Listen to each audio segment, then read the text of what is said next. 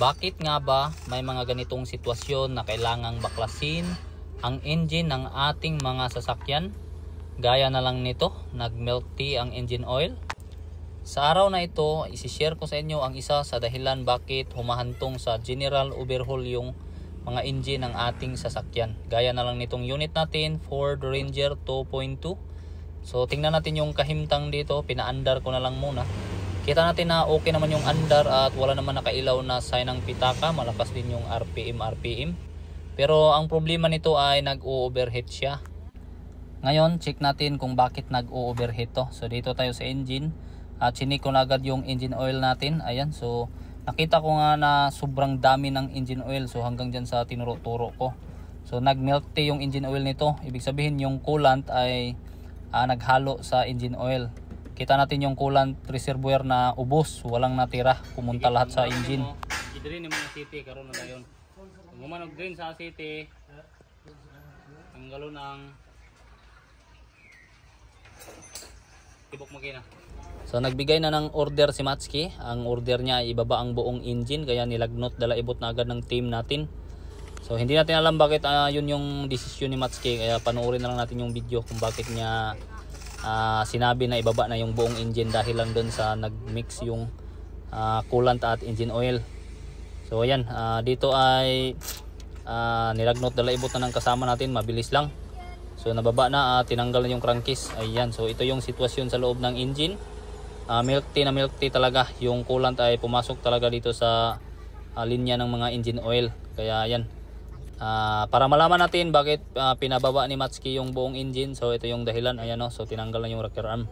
Observe natin dito, merong nakita si Matsuki na natanggal. Ayan, so itong anong tawag dito, expansion plug niya, yung tinuro-turo ni Matsuki. So bali dyan siya natanggal. So yan o, yan ganyan sana siya, pero dito ay wala na, butas na, so nahugot. Yan, so dapat dyan yan nakalagay. Bali sa sitwasyon na ito ay naagapan ng mas maaga yung engine, kaya cancel yung general overhaul dito. Dahil sa nabantayan ng may-ari at ayun, pinaalam nila agad sa atin na mayroong problema yung engine nila.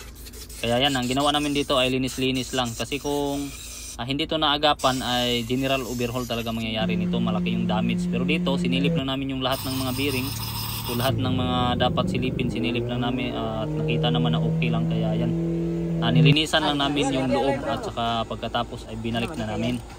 So ganito yung mangyayari sa sasakyan ninyo kung maaga nyong malaman yung problema ng sasakyan. So maiwasan natin yung malaking gastos. So gaya na lang sa unit na to. Yan, so pagkatapos naming maibalik yung nahugot ay ayan, binalik na namin yung ano natin. So lahat ng tinanggal. So, sa mga nagtatanong baka mahugot pa yun ulit. So siyempre hindi na yun mahugot kasi ginawa na natin ng pulido na pagbalik. Ayan, so nasa uli na lahat, ganun lang ka basic. So pagkatapos na sa uli na lahat ay ayan, kakabit na natin ulit yung engine. So ganun lang ka basic yung ginawa namin. So binalik namin yung nahugot, tapos nilinisan lahat, chinik yung lahat ng mga bearing. So yun, nakita na hindi naman na-damage yung sa ilalim, kaya binalik na natin agad yung engine. So goods yung desisyon ng may-ari na tumawag sila agad. Pagkatapos na masauli yung engine ay ayan, ginamitan natin agad ng coolant para hindi na mag-overheat ulit. Kasi baka masira na naman yung engine. Ayan, so pagkatapos lagyan ng coolant ay ayan, nag-bleed kami dito ng fuel. Ayan o, so mabilis lang. Matsuki, pasok!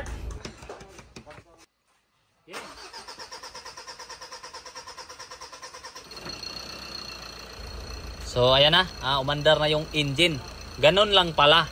Para maiwasan yung general overhaul ng ating mga sasakyan, yung ating mga engine, kailangan lang pala natin na mas maagang maagapan, mas maagang malaman na may problema na yung engine ng ating mga sasakyan. Gaya na lang nito, kahit na malala na yung problema pero naagapan ng mas maaga, hindi pa rin natuloy yung general overhaul, nakakatipid pa rin. So hanggang dito lang tayo. Thank you.